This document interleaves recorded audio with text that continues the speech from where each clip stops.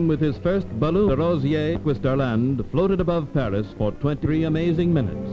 This first human ascent was made with a hot air balloon. Early experimenters thought some virtue in smoke made it possible for it to fly, and their reasoning led them to trap in an airtight bag of paper or silk in an attempt to cause the bag to ascend. It was not until later that experimenters realized that hot air and not smoke made the balloon rise.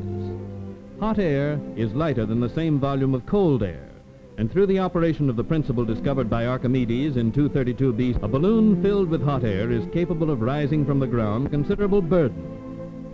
The balloon continues to rise until the weight of the balloon and the air it contains is equal to the weight of the air it displaces. In some balloons of this type, fire was carried aloft on a platform suspended below the bag to replenish the supply of hot air. In any case, as the air in the balloon begins to cool, it loses buoyancy and settles back to Earth. In 1766, the English scientist Henry Cavendish had demonstrated the properties of the gas hydrogen, with only about 1/15 as heavy as air. First successful ascent in a balloon filled with scent. For 100 years, hydrogen was used as the lifting gas during the development of lighter-than-air craft. Although the use of hydrogen was less dangerous than carrying a fire aloft to produce hot air, its nature made its use extremely hazardous. But early aeronauts went ahead with great courage, achieving remarkable records for distance and altitude, despite the fact that their fragile craft were completely at the mercy of the winds.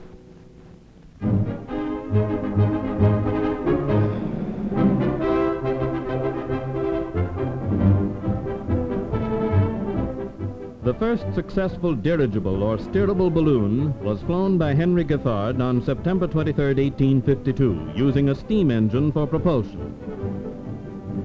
The development of dirigible balloons was slow during the next 45 years until 1898, when the Brazilian aeronaut Alberto Santos Dumont made the first gasoline-powered flight at Paris.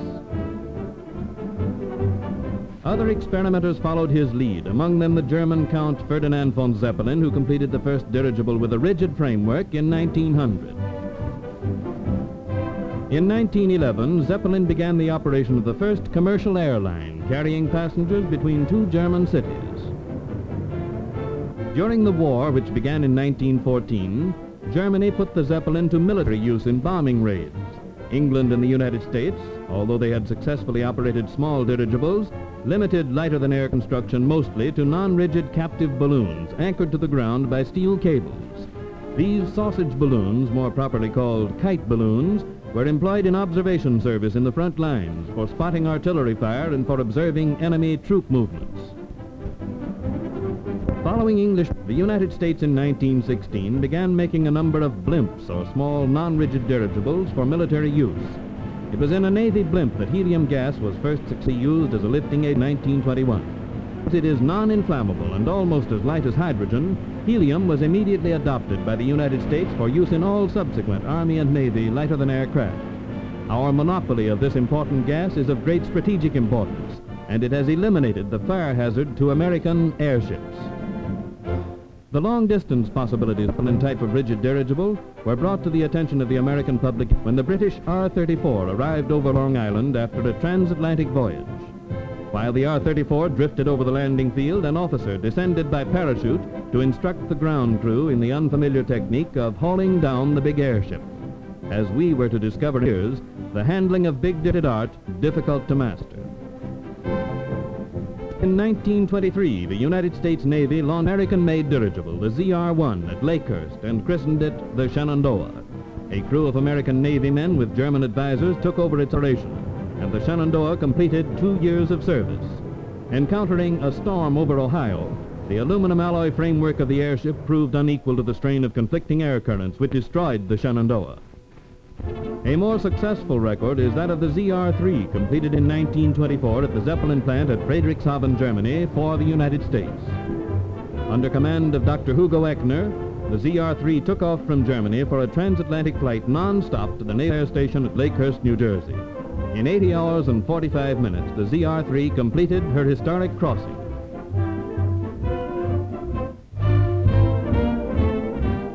Navy officials accepted the ZR-3 at Lakehurst and named her the Los Angeles. Of all the large United States dirigibles, the Los Angeles is the only one to enter active service by honorable retirement.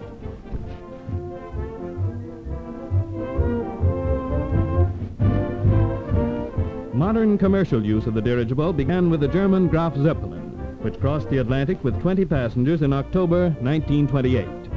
Dr. Hugo Echner, veteran airship commander, was in charge of the many subsequent flights of the Graf Zeppelin, which carried hundreds of passengers across both North and South Atlantic. In the autumn of 1929, the huge dirigible undertook a flight around the world, completing the long journey in a few hours more than 21 days. The United States Navy designed and built two gigantic dirigibles which embodied a number of improvements in design.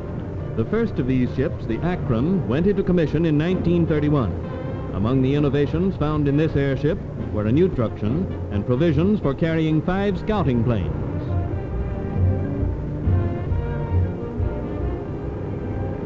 Early in 1933, the Akron's sister ship, the Macon, made her maiden flight. Both of these great American dirigibles were destroyed by accidents at sea, but the casualties were very low because the use of helium as a lifting gas prevented explosion and fire. On March 4, 1936, the great German Zeppelin Hindenburg was launched.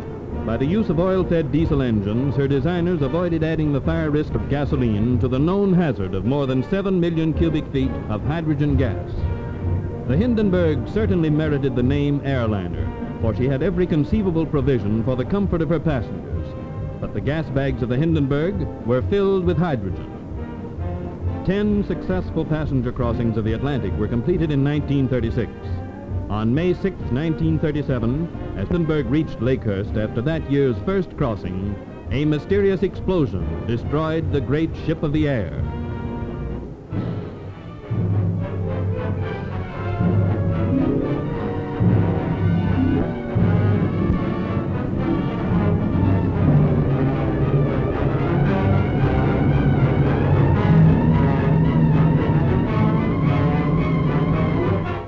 Roaring flames of hydrogen, the twisted skeleton of the giant airship in which 36 passengers met death. These tragic symbols marked the end, at least for a time, of lighter-than-air transportation. Many experts believe, however, that the airship has certain advantages which will someday assure its place in aerial transportation. Only time can tell what will be the fate of the Ridge airship, which has been called man's boldest engineering experiment.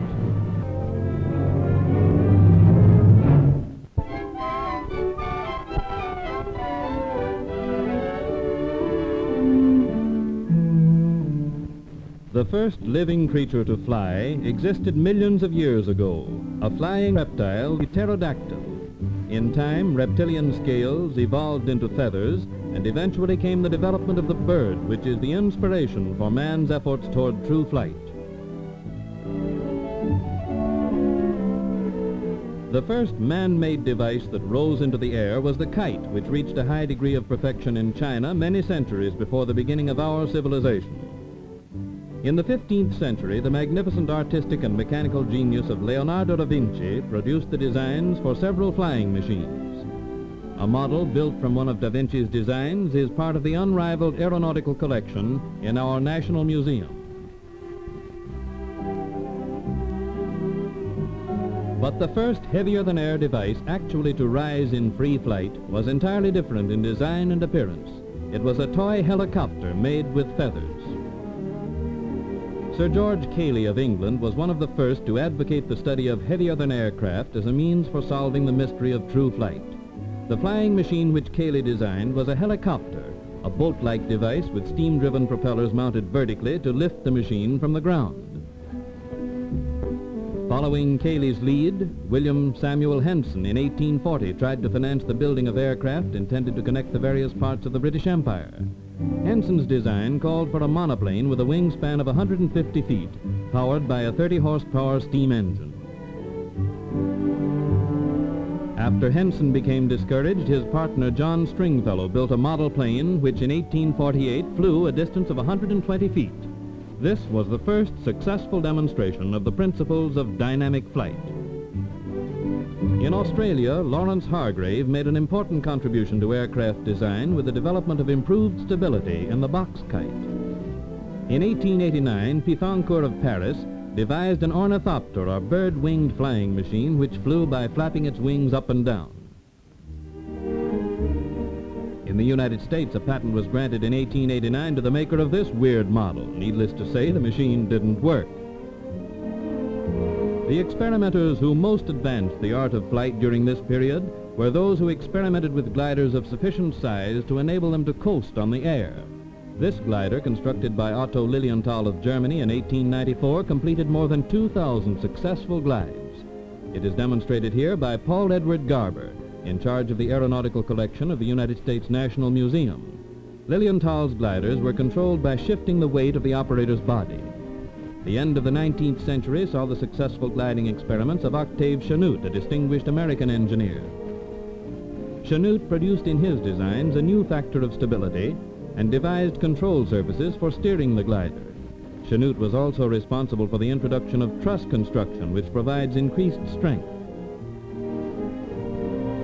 The first large power-driven model airplane was flown on May 6, 1896. Built by the American scientist Samuel Pierpont Langley, this was number 5 in a series of machines which he called aerodromes. Powered by steam, this model flew 3,200 feet above the Potomac River.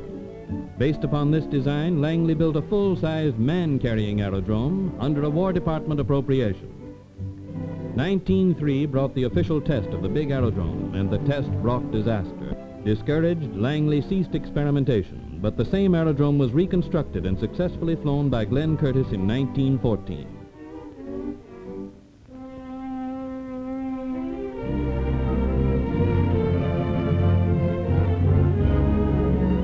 Nine days after Dr. Langley's disastrous experiment came the first controlled human flight. On December 17, 1903, at Kitty Hawk, Wilbur and Orville Wren took off for the first aimed flights. Continuing the successful gliding experiment in Lilienthal, the Wright brothers had built and flown efficient gliders, and it was experience gained in glider construction that aided them in developing the first successful airplane. In the Wright airplane, the elevators were placed in front of the main structure on outriggers, while the rudder was similarly mounted on outriggers behind. Instead of ailerons, which were a later development, the Wright brothers employed wires and pulleys for twisting the tips of the wings to tilt the ship from side to side in flight. The plane was launched from a monorail by means of a rope and falling weight. And now, having reached the moment of man's first flight, let us see what it is that keeps an airplane in the air. The lifting element of an airplane is called the wing. The outline shape of the wing determines its flight characteristics. Let us consider the wing immersed in air. The airplane wing is set at a small angle to the fuselage, which angle is called the angle of incidence. The angle of attack of the wing will vary as the airplane takes off, climbs, maneuvers, and descends. A propeller starts the airplane moving through the air. Now, it must be understood that air is a fluid, somewhat like water but less dense, and being a fluid, it cannot be separated like a solid, but moves around any object immersed in it. The air striking the lower surface of the wing is slowed down and deflected downward, and as a result, we have a force tending to push the wing upward in the opposite direction. Let us now consider the action of the wind on the upper surface of the wing. You will note that the shape of the upper surface is such that the air following its contour has farther to go than the air following the contour of the lower surface. The air traversing the upper surface must therefore move at a higher velocity than the air following the contour of the lower in order to arrive at the trailing edge at the same time. Then, since an increase in velocity of a liquid or a gas results in a decreased pressure against the surface along which it is flowing, it follows that the pressure of the air on the upper surface of the wing is less than the pressure against the lower. Thus, we have a difference in pressure, which is the force tending to lift the wing. Measurements show that the upper surface contributes about 2/3 of this force, while the lower contributes 1/3. Every wing has drag caused by its shape and the friction between the air and the wing surface. The force of the propeller counteracts the drag, and the lift counteracts the weight of the airplane. Now, with the main element explained, that of the wing and how it lifts, the other great factor of flight, namely control, needs to be explained. The control is effected in 3 directions, namely side to side, as governed by the rudder, up and down, as governed by the elevator, and lateral balance, as governed by the ailerons. And now, with the engine running, the propeller pulling, the wing ready to lift, and the pilot operating the controls, the airplane flies. Now that we have investigated the secret of flight, let us return to aviation's history.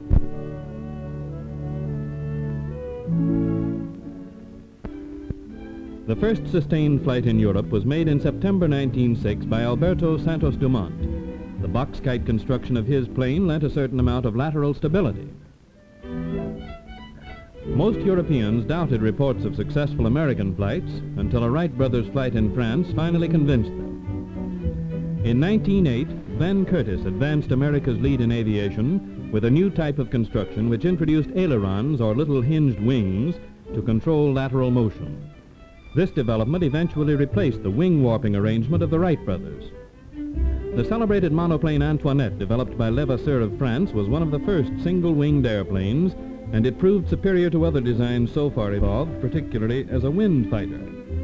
With Levasseur himself swinging the propeller, the Antoinette was first flown by Latham in November 1908. Improvements in design during 1909 brought about increased maneuverability, particularly in the case of the famous Blériot monoplane, which set a high standard of performance. On July 19, 1909, Louis Blériot, designer and pilot of this remarkable little airplane, startled Europe with a flight of 31 miles. Blériot was one of the greatest personalities in the developmental period of heavier-than-air craft. Santos Dumont successfully completed several short journeys in the famous monoplane Demoiselle. By this time, actual flying competition had begun with a French air meet in August 1909. In October 1910, an American aviation meet took place at St. Louis. Theodore Roosevelt climbed to a precarious perch beside the famous pilot Arch Hoxsey. Colonel Roosevelt's enthusiastic reaction to his flight focused public attention upon the advances made in airplane design and converted many skeptics to interest in aviation. Many novel designs evolved from early European efforts. The gyroplane of Louis Breguet achieved short flights. Louis Paulin's Gypate triplane was surely radical in construction. Somewhat better performance was achieved by the Sloan bicurve and similar attempts to secure more efficient lifting surfaces. 1911 saw the appearance of one of the first passenger transport ships, the Albessard Airbus. This year was also notable for the development in America of Curtiss airplanes designed to take off from water instead of land. Coffin, a well-known pioneer flyer, demonstrated an early Burgess Wright float seaplane in a notable flight which ended in New York Harbor. It was obvious that the ability to operate from both land and water would add to the airplane's usefulness and safety, and so came the development of the early amphibian planes. In the period just before the beginning of the World War, the most efficient and popular airplanes still bore a strong resemblance to the earliest designs. Many famous pilots flew these planes as the use of aircraft became more widespread. Miss Ruth Law and her Curtiss biplane became familiar sights to thousands of enthusiasts in all parts of the United States. With the increasing use of aircraft, and particularly because of the impetus given the industry by the outbreak of the World War, factories began to turn out large numbers of planes on both sides of the Atlantic. By this time, the design aircraft had become fairly well stabilized. More efficient power plants had been developed, and the stability and maneuverability of the average plane was much improved. The harrowing years of the World War brought specialization to airplane design. Civil flying practically ceased, while the aviation industry of the warring nations turned attention to the development of many types of military planes. The war accelerated progress in man's conquest of the air, but combat planes possessed qualities far different from those required for civil use. Speed and maneuverability were all important in war aircraft. In 1914, 70 miles per hour was a very good airspeed, but by 1918, an English pursuit plane was doing 160 miles per hour. Monoplanes were almost entirely superseded by biplanes, which were at the time stronger and better fitted strenuous aerobatics.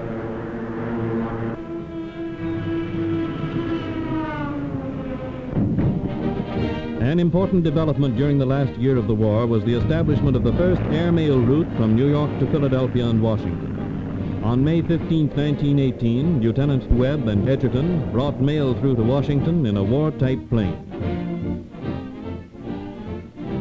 The first of many spectacular transatlantic flights was undertaken in 1919 by 3 United States Navy flying boats designated as the NC Squadron. Leaving North America at Newfoundland on May 16th, they flew toward the Azores.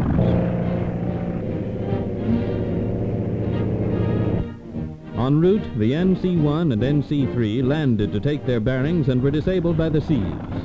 The NC-4 was the only one to reach the Azores by air.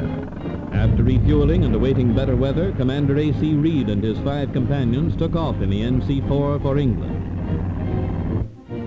On June 14, 1919, John Alcock and A.W. Brown of England made the first non-stop flight across the Atlantic from St. John's, Newfoundland to Clifton, Ireland in about 16 hours. Despite a minor crack-up on landing, the flight won a $50,000 prize offered by the Daily Mail.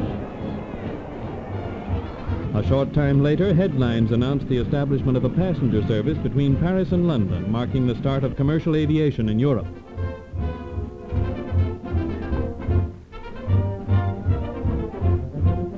In the United States, after several unsuccessful attempts, the first non-stop transcontinental flight began on May 2, 1923. Lieutenants McCready and Kelly of the United States Army Air Service flew the T-2, a modified Fokker transport, from New York to San Diego in 27 hours.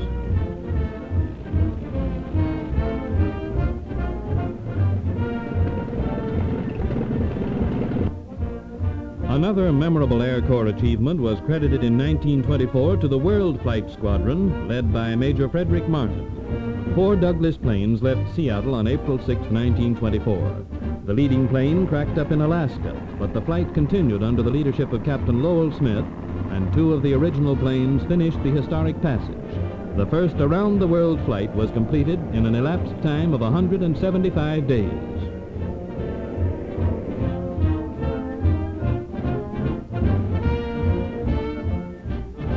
A period of experimentation which intervened at this time brought such developments as this flapper plane. By pedaling furiously to gain momentum, the inventor expected to take off with a flapping of wings, but he didn't.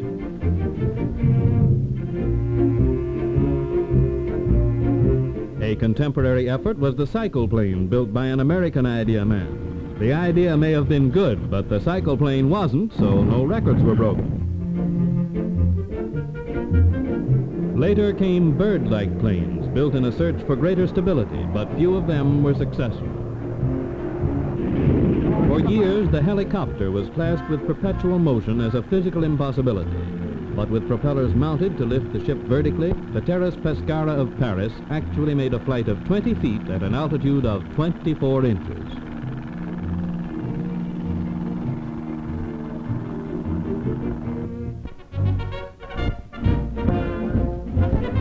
A new era of geographical discovery began with the first great exploration flight of Commander Richard E. Lloyd Bennett. Taking off from Kings Bay, Spitsbergen in a Fokker trimotor transport plane on May 9, 1926, these 2 pioneers flew North Pole and back in 15 hours. This was the first important flight through which of heavier-than-air machines in exploration.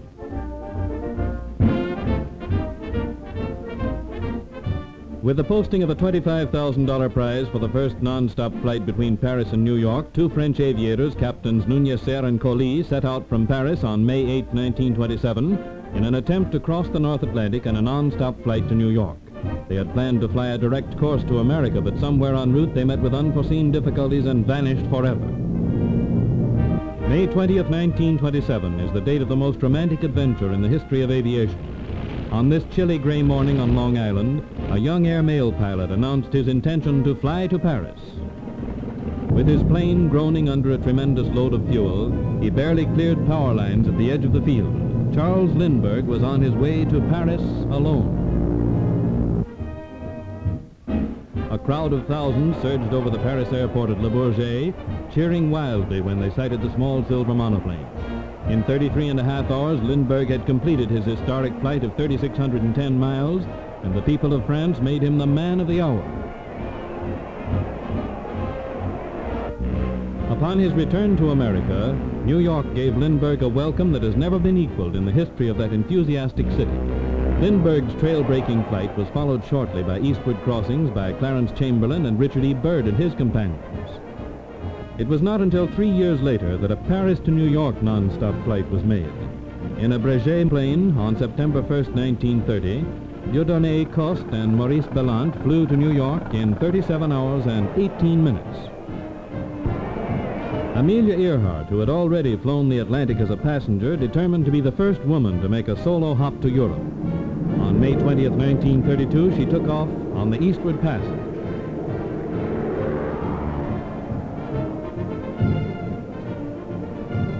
Flying almost the same course as that taken by Lindbergh, she headed along the shortest path which lies well up in the North Atlantic. But her plans miscarried, and on May 21st she came down at Londonderry, Ireland, after a flight of 2,026 miles in 15 hours and 18 minutes.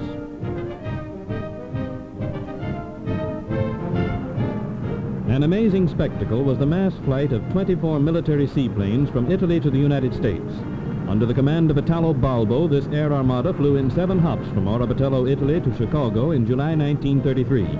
Successfully completing the westward hop, the Italian flyers were received with much acclaim in several American cities before the beginning of their return journey. The round-trip mileage of this great mass flight was about 12,000 miles. Spectacular in 1933, flights of this caliber have since become routine. For example, in July 1939, a crew of 105 officers and men delivered 15 long-range bombers assigned to Hawaiian patrol duty in an uneventful non-stop flight across the Pacific from the Naval Air Base at San Diego. Such flights as this are common and little publicized in America's present-day naval and military aviation.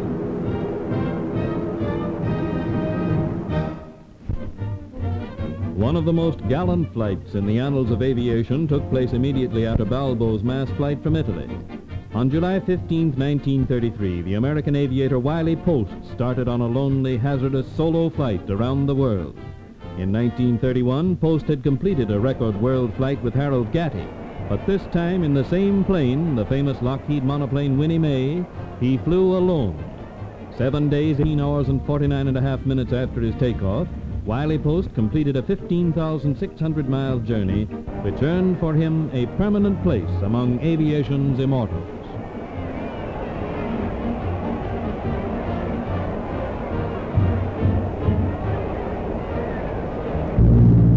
One of the most significant flights in aviation history is a round-the-world dash made quite recently, July 1938.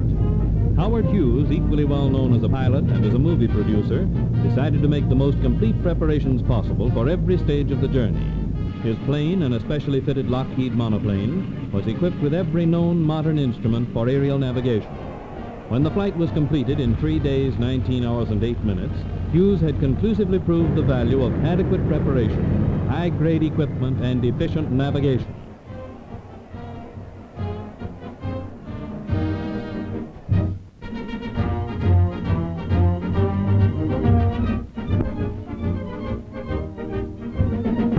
Operating through such agencies as the National Advisory Committee for Aeronautics, which maintains developmental laboratories at Langley Field, Virginia, science and research continue unceasingly their contributions to safety and efficiency in aircraft design.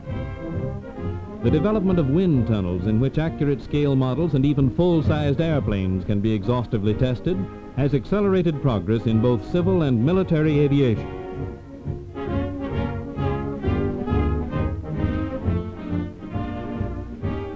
A system of charted light beacons marks the safe path from city to city.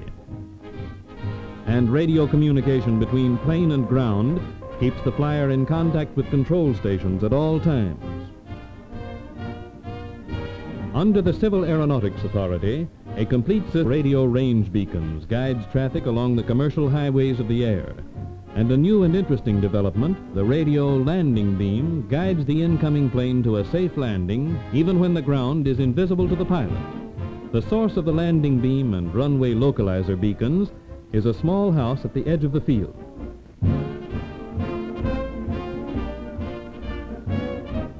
The landing beam is projected upward at a small vertical angle.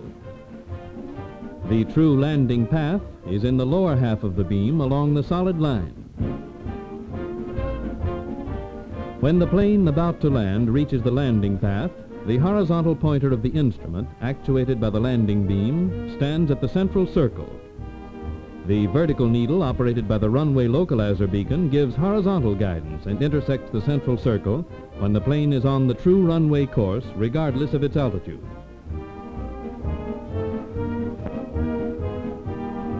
At an altitude of 1,000 feet, the incoming plane penetrates the landing beam, but it continues past the actual landing path, whereupon the horizontal needle goes up. For above the path, the plane is nearer the core of the beam, where the energy is greater. Seeking his true course, the pilot drops lower.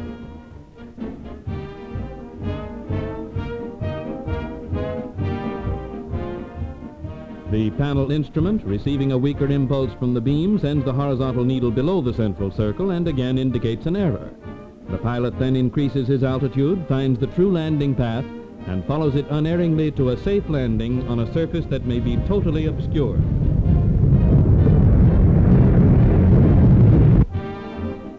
The many safeguards which science and research have contributed within the past few years have made possible the great network of airlines that serve the people of America today. Carrying passengers, mail and express on regularly scheduled flights between major cities and from coast to coast, the nation's commercial airlines provide speedy transport unrivaled elsewhere on the world's airways. The first airplanes successfully used by United States commercial operators were the Ford and Fokker trimotors, which are already museum pieces. Yet to these sturdy, reliable ships of 10 years ago, we owe much of the success achieved by commercial aviation during its first period of expansion.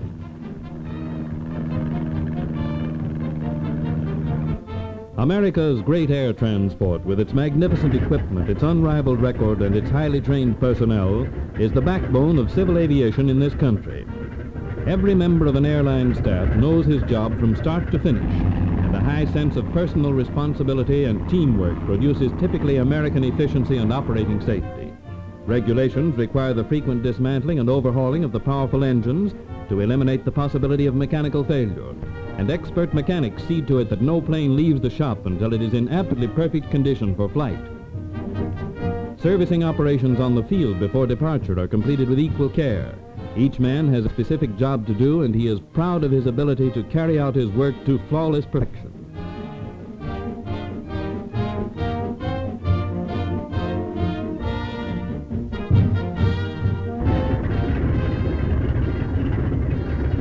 The brain center of the airport is the control tower, from which all field operations are controlled by radio.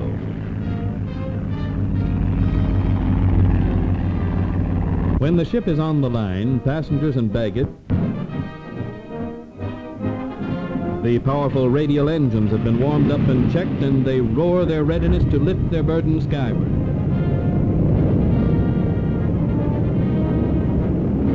A salute from the dispatcher gives an okay for the takeoff, and the big plane rolls away.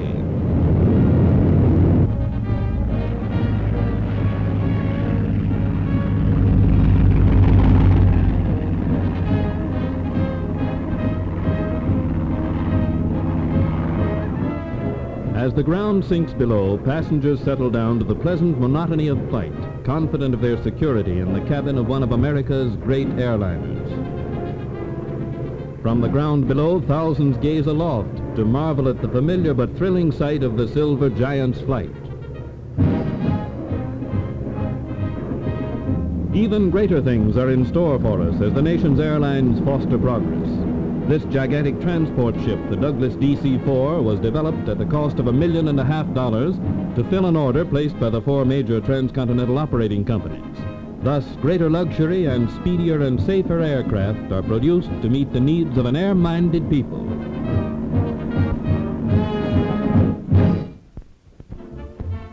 The government's program of air preparedness has given great impetus to an already thriving aircraft manufacturing industry in the United States. Civil aviation, too, has increased its demand for more and better planes. Foreign airlines and governments are anxious to buy quantities of American ships, designs of which our aeronautical engineers have already declared antiquated.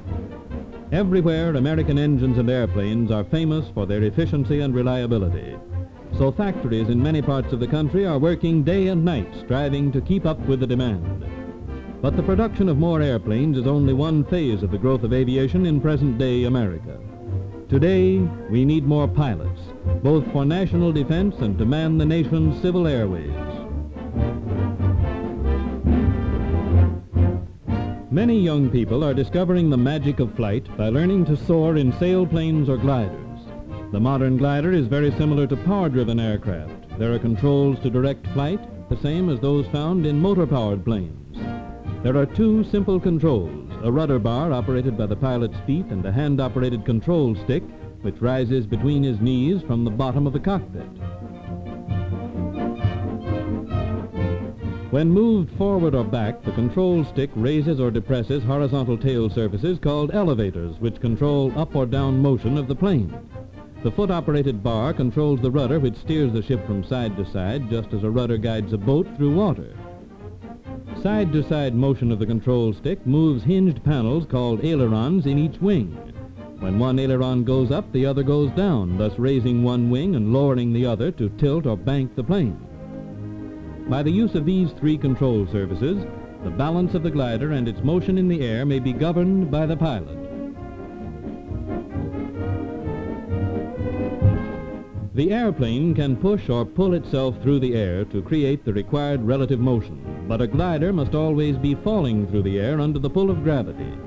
When a glider hovers in space, goes upward in a climb, it is because the ship is falling gently downward in a quickly rising vertical air current, which rises faster than the glider descends. An expert pilot knows from applicants for advanced training.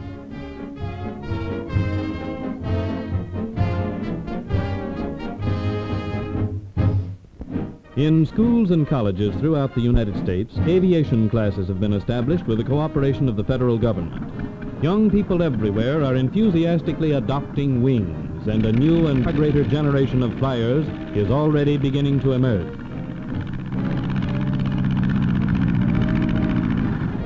The Army's Eagles earn their wings at the world's finest flying schools.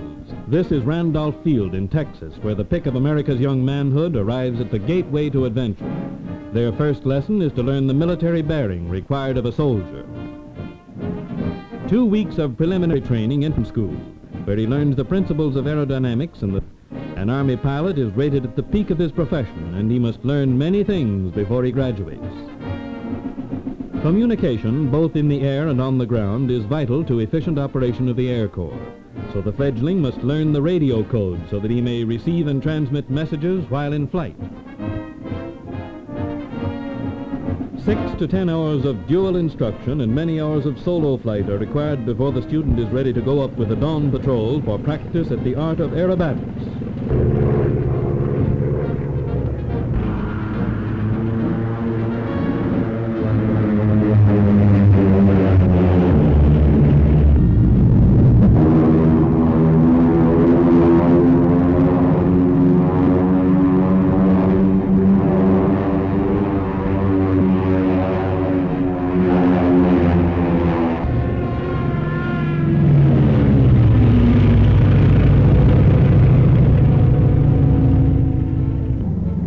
The cadet is taught how to handle his plane under every possible condition.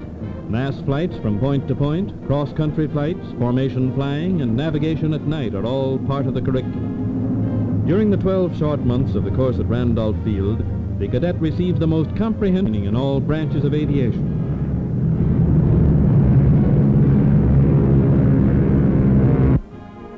During training, pilots learn to fly blind in a miniature plane equipped with all controls found in a regulation plane.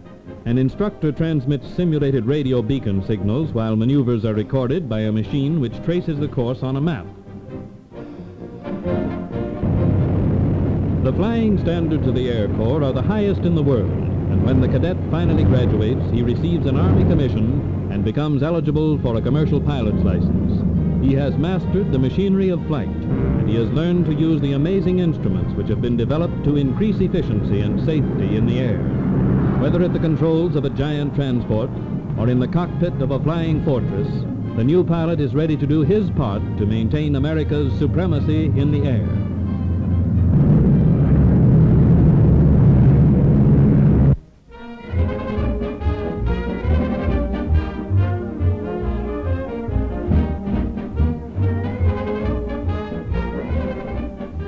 Within the short space of 10 years, United States Airlines have hurdled the Atlantic and the Pacific, carrying both mail and passengers on regularly scheduled flights between 5 continents. Though gallant and ambitious attempts have been made by other nations to challenge our position in transoceanic transport, these efforts have so far produced no serious rivalry. Gigantic seaplanes like Germany's famous Doe X have been built and flown across the seas, but the factors of safety and reliability characteristic of American transport planes have always been lacking.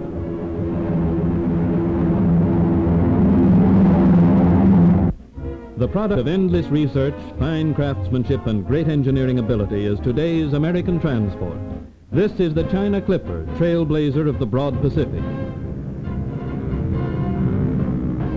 A larger version of the same general design is the famous Yankee Clipper, which carries passengers and mail on regularly scheduled flights non-stop to Europe. Literally a boat with wings, this giant sea transport has a massive boat-like hull to support its 41¼ tons of weight on the water. 4 1,500 horsepower engines provide power to lift the streamlined mass and propel it through space at 200 miles per hour. Inside the Yankee Clipper are complete, luxurious living accommodations for 32 passengers and a crew of 8.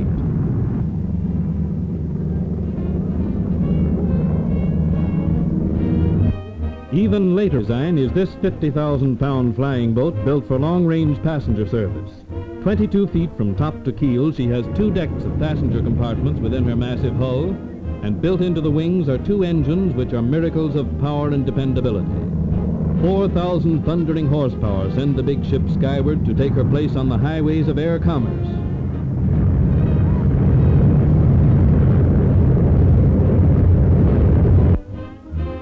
From drawing boards, wind tunnels, and laboratories come other new designs to challenge the outermost limits of earthly space. Sealed against the cold and the rarefied air of high altitudes, powered for swift flight in the lonely vastness of the substratosphere, this is evidence of the unswerving ambition, the high courage with which man pursues his skyward course. Let us look backward in memory over the span of less than 40 years to man's first feeble but successful attempts to fly. Let us never forget the faith and courage of those early pioneers of flight, for their achievements freed man forever from the bonds that held him earthbound. We have come far since the Wright Brothers first challenged space in the year 1900, and as we enter the 5th decade of the 20th century, we turn toward the future with the question, where now? What conquests lie ahead?